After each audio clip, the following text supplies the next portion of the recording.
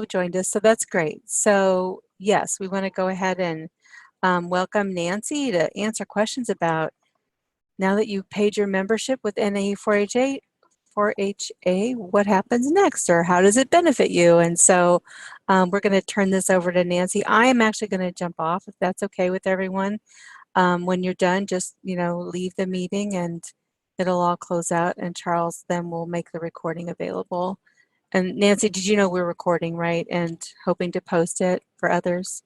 I see the little recording light. Okay, great. And you're good with that? Sure, why not? Okay, great. Thank you. It'll help our other membership. This is, as you know, a busy time of year for folks. So I'm sure people are interested, just couldn't join us this morning. So again, thank you for joining us and have a great webinar. Okay, well, thank you.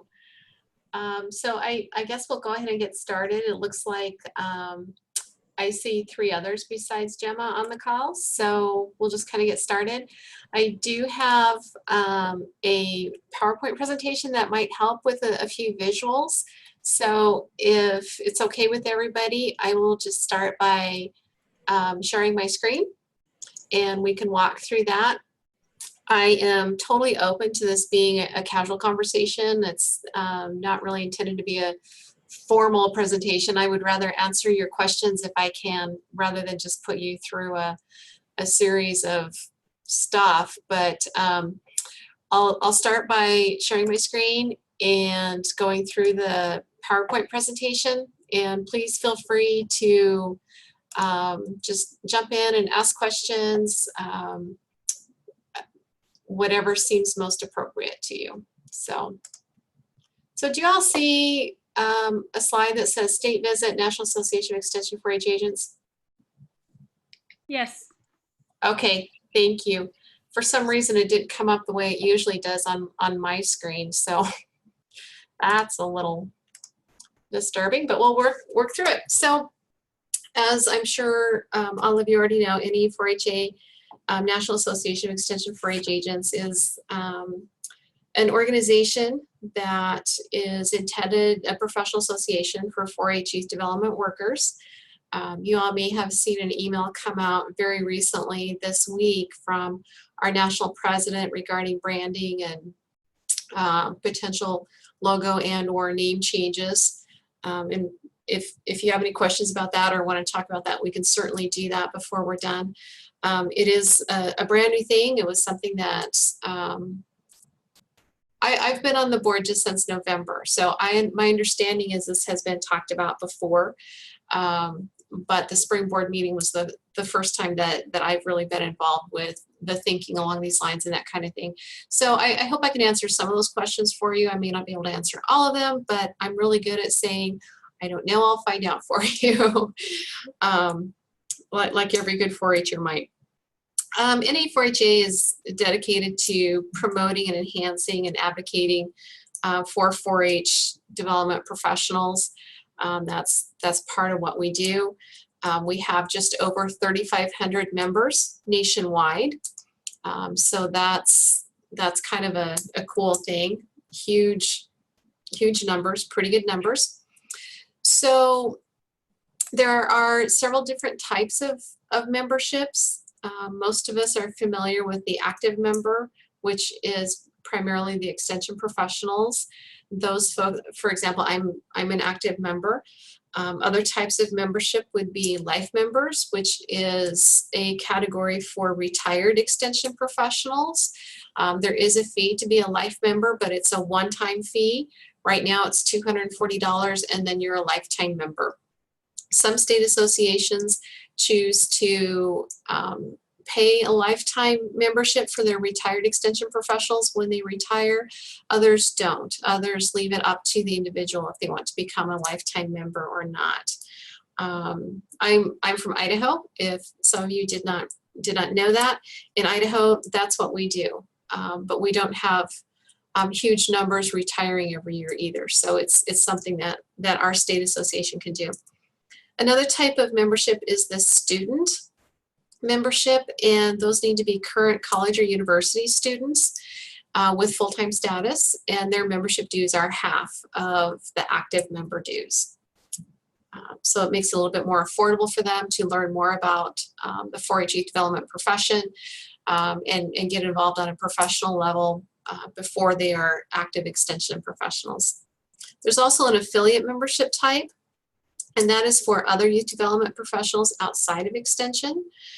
And finally, a partner membership type, which is for donors and sponsors and other contributors. The partner membership type is non-voting, and so therefore it's also non-dues paying. Most state associations have state membership dues as well. So just to split that out for you, I'm not sure what California's might be, but the national dues are $80. So that kind of gives you an idea of how that might be split out. There's lots of benefits to being a member of NE4HA. There's professional development and leadership opportunities in the conferences. It provides an inclusive and supportive network via the committees and task forces, the regional directors, the executive board. It also provides a space for scholarship, awards, and recognition. And then finally, and certainly not least, the Journal of Youth Development. The Journal of Youth Development is the official journal, I guess you could say, of NE4HA, and something that I did not realize prior to being elected on the national board last fall. The Journal of Youth Development is also the official journal of the National After School Association, which is kind of cool to have that diversity of articles and information share out there. If you have not been to the Journal of Youth Development, looked out on their website, checked out some of the articles, you can access it through ne4ha.com and clicking on a link, and there you go. Or you can just do a search on Journal of Youth Development and you could find it. It does have a searchable database, so you can enter in some keywords to help narrow down the articles that you're looking for specifically. Coming back to some of the other benefits, the professional development and scholarships, there's several opportunities for the NE4HA conference. There are first-timer scholarships offered to those who have not been to NE4HA conference before. In the past, there has been 2 registration scholarships per region. So Western, Southern, North Central, and Northeastern. This last year, the board increased that to 4 scholarships per region. So it brings out a few more opportunities. And I realize there aren't a ton of people on the call, but for those of you that are here, I would really encourage you to reach out to the first timers in your state and have them apply for this scholarship. I don't know that it's been sent out across the entire association yet, but I do know that there were only 2 states that submitted applications for the first-timer scholarship in the Western region. So there will be 2 scholarships go unused from Western region. So, you know, that's too bad. So please encourage your first-timers to apply for that in the future. It's a great opportunity. Another scholarship that's available is to help attend the Joint Council of Extension Professionals, or JCEP. JCEP is a leadership conference, and I got more on this a little bit later, but a leadership conference held in the spring. It was in February this year, and it was in Orlando, Florida. I know Charles attended that, and you know, visit with him on more information on that. I hope he would relate to you that it was a very good conference. Personally, I really enjoyed their key speaker. It was very good. But the scholarship involved in that is NE4HA will pay for 1 representative per state to be reimbursed to attend the JCEP Leadership Conference. There are some guidelines that go along with that, but for the most part, it would cover registration, transportation, and hotel. Depending on the overall budget, it could also include paying for meals. So it's fairly all-inclusive. So especially if folks don't have a huge travel budget, or your state association may not have a large budget to help send your officers to this opportunity, NAE4HA can really help out with this. Another scholarship available is to attend the PILD conference, the Public Issues and Leadership Development. It's held in the springtime, typically in April. This one is not quite as all-inclusive, but NE4HA does provide a stipend to attend. In the past, it's been a $250 stipend, for one delegate per state to attend PILD. Just recently, at a recent board meeting, it was put on the docket to review how much that stipend is this fall when the new budget is set, and the recommendation has been that that stipend does go up. As far as most folks can remember, it's been $250 for years and years, and registration continues to go up. As you know, hotel, transportation, and so we felt that the stipend needed to be increased as well. So we'll know more this fall on what that increase will be once the budget is set and we move forward. Recognition or awards is another category or another benefit of being involved with NE4HA. They do offer service awards, the DSA Distinguished Service Award, Achievement and Service Award, and Meritorious Service Award, as well as a 25-year service award. And your state member recognition chair should be able to offer you more information on that. I'm certainly willing to offer you more information on that if you have questions. Those applications are due early spring, usually by the 1st of March, I believe. And there's opportunities for those awards, the specialty communicator awards, if to be awarded on the regional and national level as well. So you decide on the state level and then forward your final selections to regional. Regional then has them judged by other regions. So for example, the Western region would judge, and I don't remember, I think it was the North Central region, and North Central would judge Western, and then Northeastern and Southern would exchange applications and they judge. So they're at the regional level, they're not judged by your own region.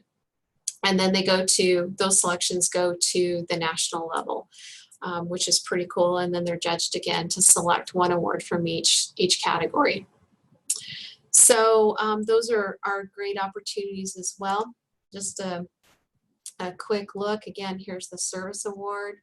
Service awards, achievement in service is for more than 3, less than 7 years of service. DSA is 7 years or more.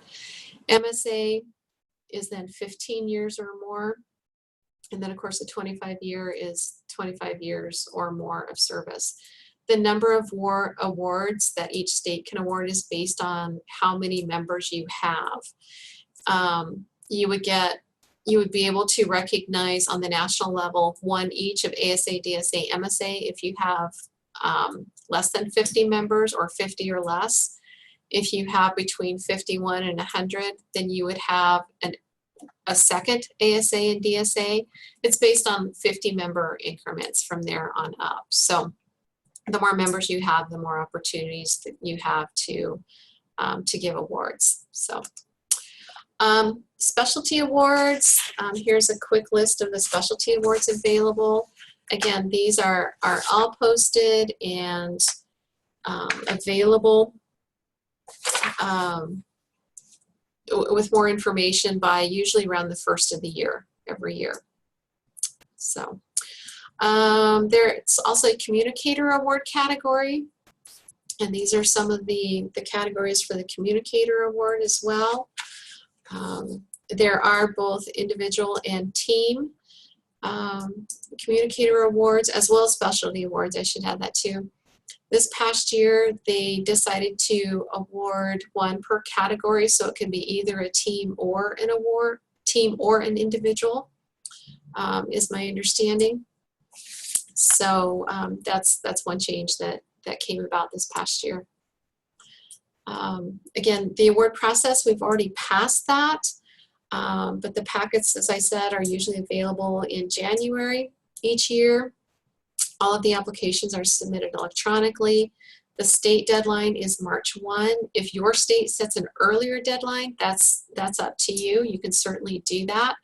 But the state deadline for national is March 1. And then April 1 is when all of the states need to have their selections submitted to regional. And then May 1 is the deadline for the regional applications to be submitted to national. And then June 1, national winners are finalized and announced. I will tell you this year that process is just slightly behind. We had our national awards chairman vacate that position a little unexpectedly, and so there's been a little bit of scrambling on the regional and national level to get caught up on the process and who's handling what and all of that. So we do ask that you be a little patient. I know June 1 is already passed and national award announcements have not been made yet, but I can assure you that process is moving forward. The regional awards have been selected, and I know those regional awards have been moved forward to the national level. So a little bit behind this year, but they're working through the process and getting there. So leadership opportunities are everywhere within NAE4HA. We'll start with the President's Council. Does anybody on the call recall who our national president is right now?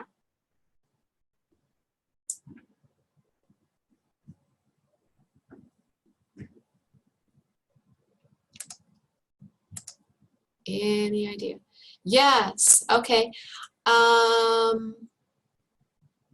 Okay, so that was from Kendra. Kendra, do you know who that is?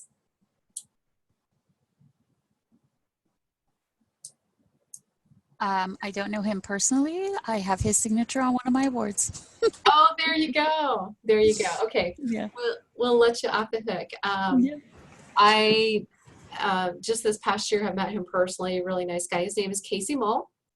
We'll move forward here and let everybody off the hook. Oh, I forgot. Casey has now moved in. Yes. Yes, I do know Casey personally from my work with the military program. Oh, okay. Wonderful. Wonderful. Yeah. Oh, that's right. So the award was probably signed by Sean. Sean, yeah. Okay. Yeah, okay. my award last year was signed by Sean. Yep. We got to keep up with the changing times here. Yep. Yep. So our current president is Casey Mole. He is from Georgia. And then president-elect is Tony Carroll. I believe he's from Indiana. And of course, past president is Sean Teedy. In essence, if you choose to run for an office in the President's Council, it's a 3-year commitment. So next year, the president-elect moves to president. So a year from now will be Tony, and then Casey will move to past president, and a new president-elect will be elected this fall. So let's see. Okay, so there's your President's Council. From there, why doesn't that click? There we go. From there, there is the Vice President's Council, which includes the Vice President of Member Services, Programs, Marketing Outreach, Professional Development, and Finance and Operations. There's also a State Relations position that is on the Vice President's Council, even though it is not a Vice President position. But the State Relations person on there represents all of the regional directors. And so Rebecca Thomas is on the Vice President's Council representing all of the district directors. And then, of course, there is the State Relations team, which is the same as the district directors. And you can see who all of these folks are. Kathy Riggs and myself are your Western Region directors. And it might be a little difficult to see where the line cuts off from Western Region, but we have, I believe it's 13 states in Western Region, and then you can clearly see North Central and then Northeastern. That line isn't terribly clear either, but there is that divided between Northeastern and Southern as well. You may or may not be wondering why all the regions have 2 and Southern region has 3. That's because Southern region has more than 1,000 NAE4HA members. And so they also have an extra regional director in that region. Let's see. So every year, at least one regional director is elected from each region. In the Western region, I was just elected last year, so I will stay on 1 more year. Kathy Riggs has already been on. This is her 2nd year, so she will go off the board this fall. And they are still looking for someone to commit to be on the ballot for the Western region director with finance responsibilities. So again, something to think about, pass around amongst yourselves, see if anybody is interested in that. I will tell you, so far this has been just an awesome experience for me. So it's really fun. I learn a lot, meet a lot of really nice, helpful, great people. So pretty fun. Other leadership positions available include the committee chairs. And these are the current committee chairs: policy resolutions, research and evaluation, professional development, public relations, and then the life member committee as well. And as you can see, the member recognition committee chair is still currently vacant. Now there are committees versus task forces. And these are all of the these are the program task forces. Actually, there are additional task forces with each of the committees typically. You will see a change in this coming up. There was a recommendation to the board to change the name from task force to work group. Task forces are typically temporary groups that are formed to complete a task and move on. And that's not what these groups are doing. They have ongoing work that they are doing, and they need to be recognized as more than a temporary task force. And so that will be changing to work groups. Would encourage folks to get involved in the task forces, whether they are the program task forces or these are the professional development task forces that are available, that are currently formed. They do a lot of work to provide resources, get resources together that are now posted on the NAE4HA website. They do meet year-round, not just at annual conference. Sometimes it's just a couple of times. Sometimes it might be 4 or 5 times throughout the year to continue their great work. So another area is public relations and information committee task forces. And those include Hall of Fame, 4-H stories, first-timer orientation, distinguished 4-H alum. Again, some good opportunities to be involved in a leadership position and help form the resources for our national association. There's also an organizational stewardship committee, which is another great way to be involved. It might be kind of on the backside of things. They work on procedures and position descriptions of the board. So these would be the folks who are responsible for getting together a ballot. I know they meet on a regular basis. To be honest, this is how I got involved. Just one day I randomly got a text from a colleague who used to work in Idaho, and he said, "Hey, have you thought about running for a regional director position on the national board?" And I kind of thought, "Oh, you're so funny." And I texted back, honestly, no, I hadn't thought about that. And our conversation continued, and it got me thinking. And I thought, you know, part of my values growing up, instilled in me by my parents, were, especially my mom, is if you're going to be involved in an organization, then be involved. And I had not been involved on the national level with NE4HA as yet. And I thought, this is a good opportunity for me. I can help share some information, help mentor people through some processes potentially. And so I chose to run for the office. There is a candidate timeline. Simplified paperwork is due in August. There's a deadline in early September for a video to be submitted. If you are interested in serving on the national board in any capacity, whether it's regional director or one of the vice presidents or committee chairs, contact Sean Tini and get a hold of Sean.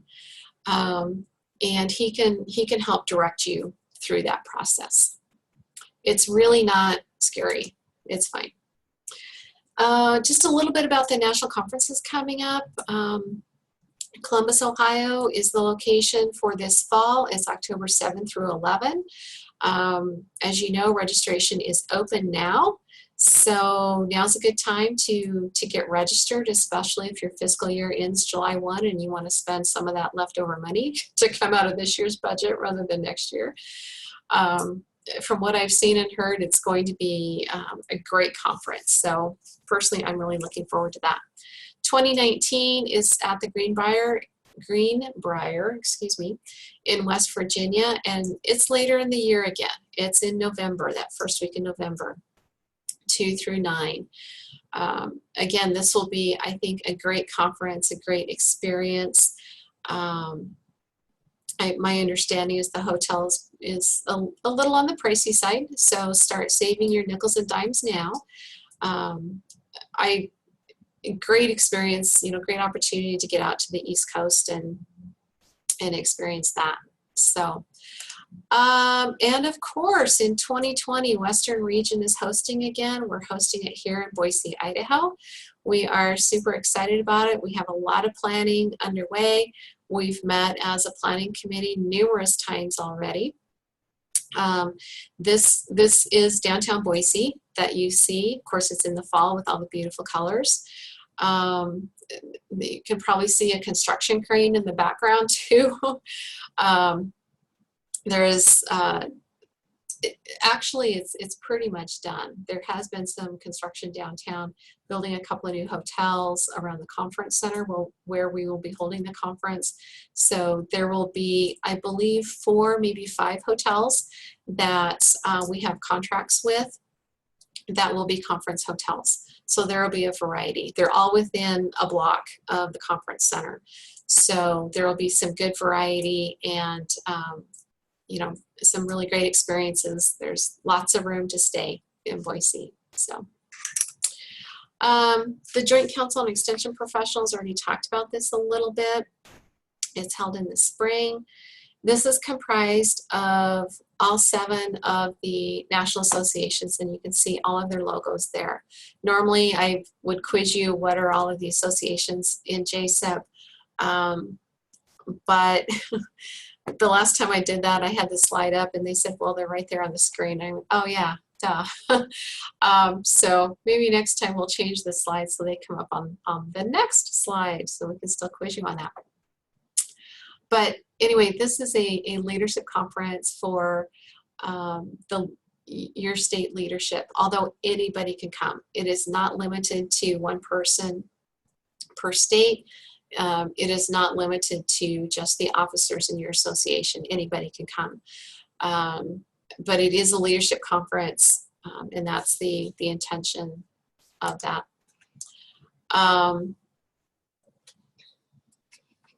Oh, that's more on that conference. That was last April. Here we go. Okay, here's where I thought we were going next. Public issues in leadership development. Again, this has already passed for this year. It is typically always held out in Washington, D.C. This conference focuses more on the policy making of extension. This is an all extension conference, just like JSEP. It's not just 4-H. And again, it's a great experience. In preparation, you would set up visits to your legislators in DC, do some office visits, learn more about the interactions with USDA and NEFA, learn more about how the Farm Bill plays into extension and all of that kind of thing.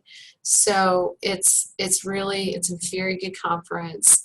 And I love this time of year out in the DC area with the cherry blossoms. It's really cool. So National Council is also another part of the whole national structure. Excuse me. National Council is actually located in Chevy Chase, Maryland, and it is the private sector nonprofit partner to National 4-H headquarters. National 4-H headquarters is located at NEFA within the U.S. Department of USDA. And again, NEFA is National Institute of Food and Agriculture within USDA, U.S. Department of Agriculture. So that's kind of how those four entities fit together. So National Council, their focus is on the fundraising, the brand management, communications, the legal and fiduciary services, that type of thing. And then, the grants that go through National Council, that's part of the fiduciary and legal services there.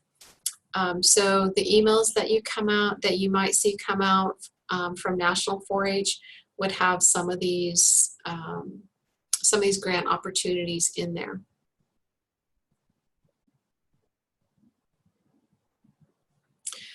Typically, the grant opportunities are solicited for just a 4 to 8 week period. So once you see it come out, it's something to jump on right away. And you can find those grant opportunities through 4h.org. Sorry about that. I have to kind of cheat and look at my notes on this one. So go to 4h.org, sign up for their newsletter. They send out a newsletter at least once a week to get new information. Curriculum development is another area that they work in. And again, more information on curriculum development process can be found at 4h.org and or going to the National Mall. If you haven't been out there yet, this is the National 4-H Center, Conference Center in Chevy Chase, Maryland.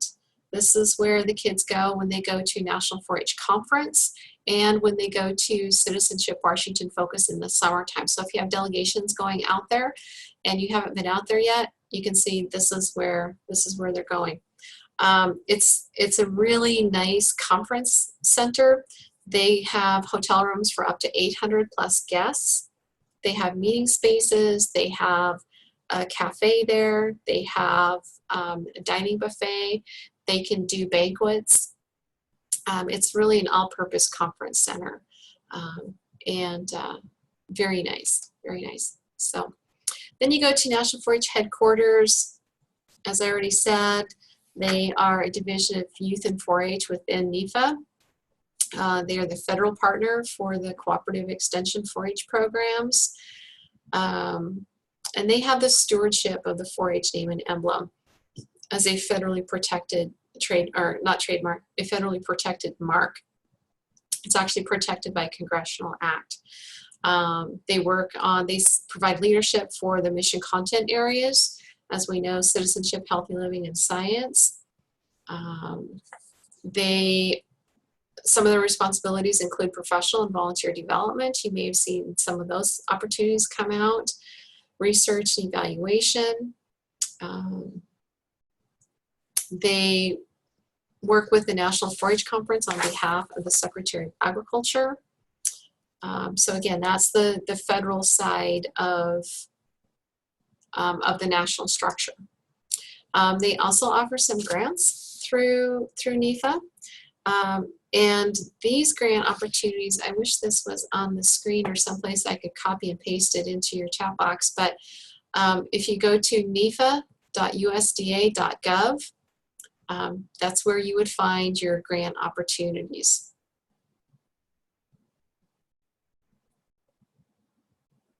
Okay. Just a quick word on the NE4HA website. As you all have probably noticed, it changed this past fall. And something that they have asked us to do as regional directors is to really, really, really encourage the states and the state memberships to go out and explore that website. It's just ne4ha.com. Everything is still there. It might be in a little bit different place, but everything is still there. There's your logins, so you can get access to specific membership information and resources. There's calendars. The member portion of this is set up more like a social media type format, where you can enter as much personal information as you choose. You do not have, I mean, there's certain fields that are required, but you don't have to complete everything on there. You can set it up as a login in conjunction and link it to, say, your Facebook page or LinkedIn. If you do choose to do that and you forget your password, then National NE4HA can't help you. But if you have a separate login, then they can help you get logged in again. Not to discourage you from doing that, just a disclaimer before you choose to or not. So there is that. And I wanted to wrap it up there, conclude it there. If there are any questions or comments, anything I could help you with. Just a real quick overview there of NE4HA. So my time for talking is over. It's your time for talking. Thanks for all this information, Nancy. It's great to see all of the benefits of being a member, and I know we've talked about it we had a regional, or not regional, sorry, a statewide conference in March or April, and we, a lot of our members didn't realize that it was for staff. They thought it was just like an academic society association, and so we said, no, this is really also for you, and they didn't realize that the annual conference was more geared towards a lot, or maybe not more geared towards, but there's a lot of programming and a lot of great information there for program delivery and for our staff. And so that's something that we now know in California. We really need to do a better job of letting them know that this isn't, an academic conference, a society for us that are, doing more of the research side of it.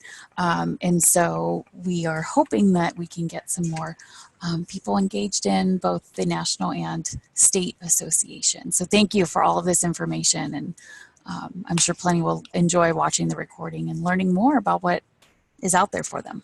Sure, you bet, you bet. I think it is misconstrued, interpreted many times. We just started having more and more of our program coordinators get involved with the National Association and attending the national conferences. And most of them are like, why didn't we know about this before? This is so great. Mm-hmm. So it is good to get them involved. And of course, hosting in, yikes, 2 more years. We're kind of all hands on board right now anyway. Right. So. Yeah, we were a little surprised when we found out how many people were like, oh, we thought that was just a place for our advisors and our specialists, our people who are doing the research to go. And we thought, no, this is a wonderful opportunity for you as well. So we're glad that we've finally been able to clear that up, and hopefully we can get more people on board. And we've also been trying, for those of us who knows about the awards, we've been trying to, really encourage people to apply for them when they haven't before, and support them in that way. So we're hoping that we can do these things to increase our reach and our involvement in these. Yeah, I think many times it's just a matter of you don't know what you don't know.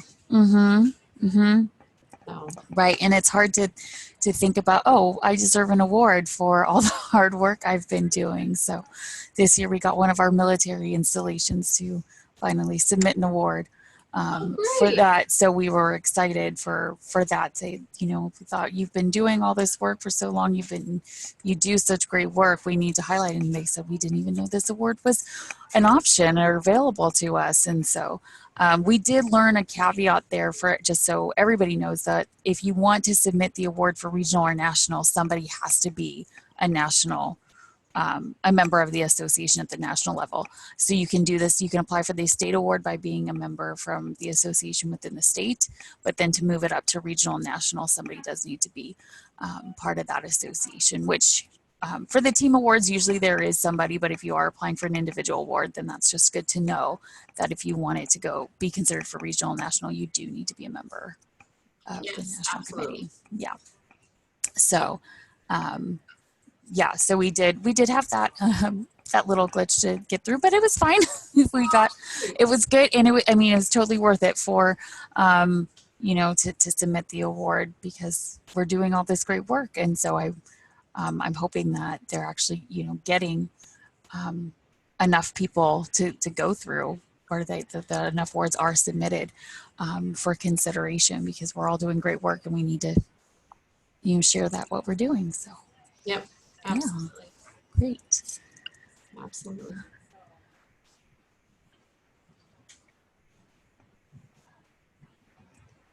Well, if there are no other questions, we don't need to sit here in silence for 12 minutes. Yeah, I was just So, gonna say, well, if there's not anything else. you know. yeah. Well, thank you again, Nancy, for being on and sharing this. And we'll share the recording with our state. And I'm sure everyone's going to find this helpful to have more information about what the association is and what the benefits are, and help us grow our membership here in California, which will then help grow our membership nationally. Sure, you bet. Yeah.